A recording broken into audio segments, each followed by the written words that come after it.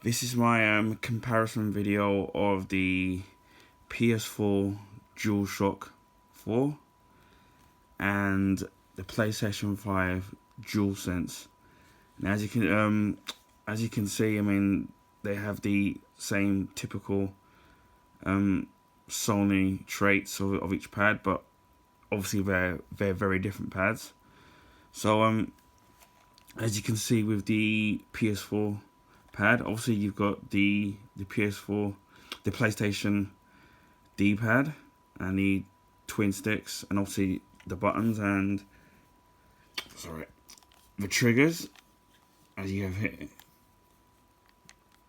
But I would say that it actually feels good, and then obviously you've got the touchpad there, but it actually feels quite small. And I mean, for me it's alright, but I know some people have complained that the pad is quite small. So, but it actually fairly is a really comfortable pad and gets the job done. As I said, you got the triggers there, so when you're playing most shooters, it's actually pretty good.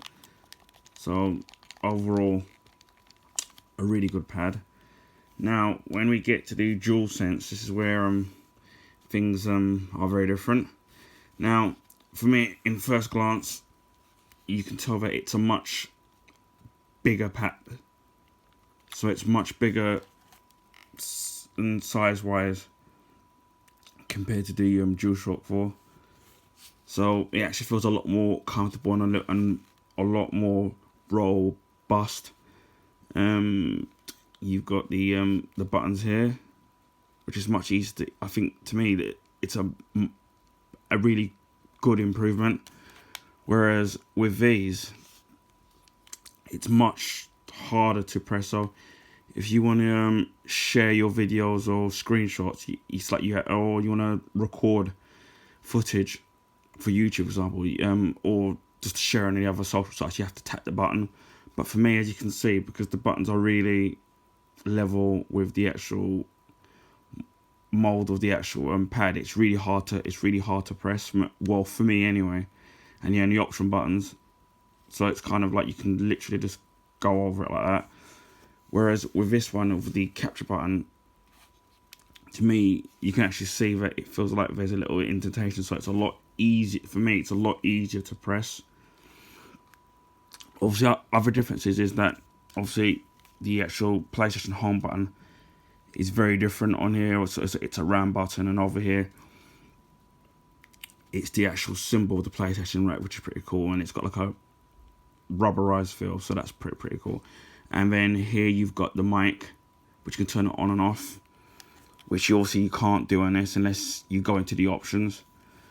Obviously, this pad has got haptic feedback, which is kind of fantastic. So you can really see that the actual the pad's really evolved from this pad to that pad.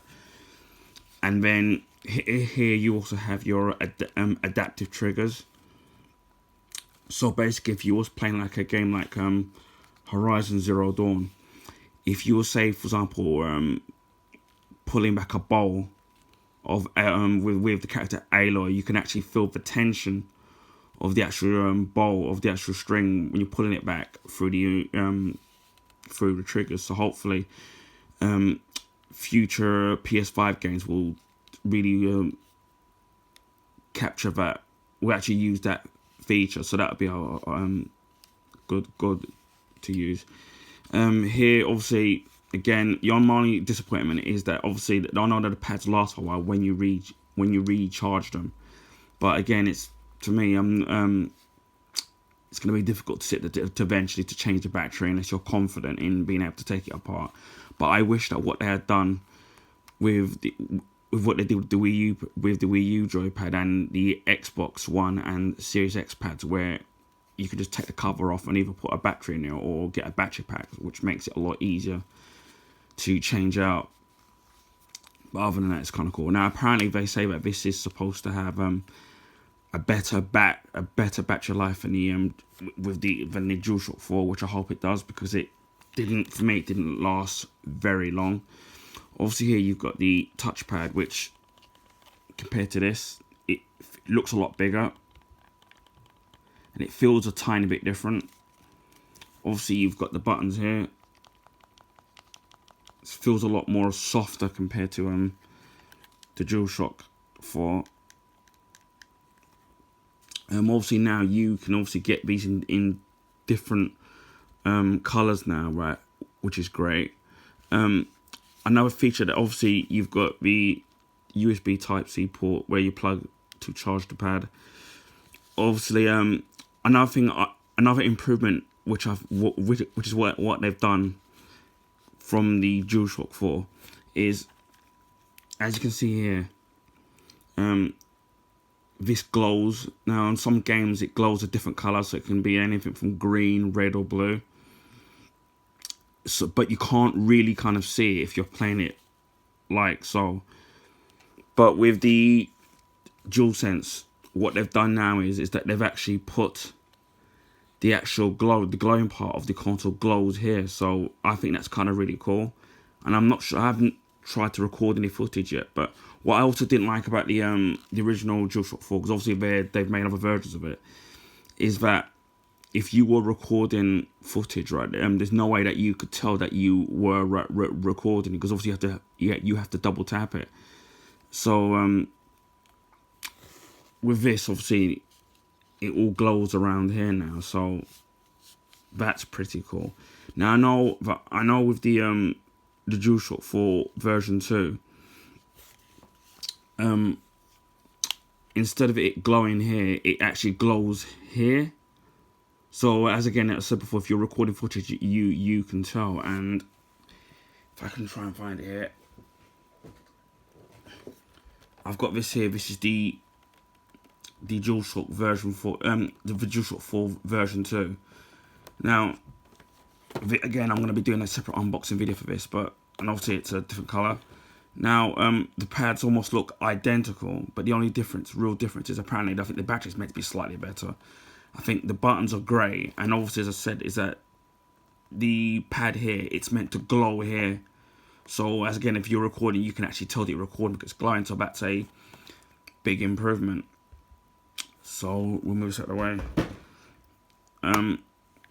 I haven't really got round to sitting and playing any PS5 games, or games that use the haptic feedback or the adaptive triggers, but I'm really excited to see what they will be doing right with these new features. But as I said, one of the big improvements that I do like about the DualSense is they've made the pad a lot bigger. So again, it feels a lot more comfortable to use. So as I said, I'm really looking forward to seeing what the future PS5 games will be capable of this pad. But as I said before, so far I'm really in first glance when I unboxed it in my unboxing video. I mean, I was really impressed by the pad, and maybe in the future I would love to get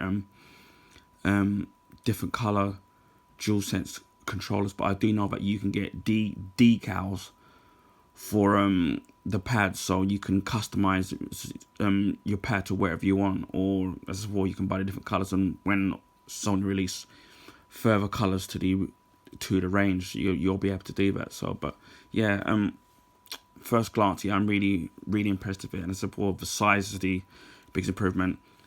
As I said before, I like the share button and the option button, right, that they've actually improved that, because I to be honest, I didn't really like it on the DualShock 4. So anyway, I hope you enjoyed this comparison video. Now what I'm hoping to do is I'm going to be doing a video where I'm going to be showing the evolution of the Sony pads, starting from the PS1 right up until the PS5, and I'll be showing the evolution of the pads and what games I liked in it, and what what games I liked on those pads, and maybe even we'll throw in some third-party pads that I've got available to show whether or not they're better or not. So anyway, thank you for bearing with me. Sorry for being a little bit nervous and not really like a professional like the big YouTubers, but I'm trying my best, or it doesn't look as professional. Anyway, feel free to share, like, and to subscribe to my channel. and I'll see you all again soon. Stay safe. Bye for now.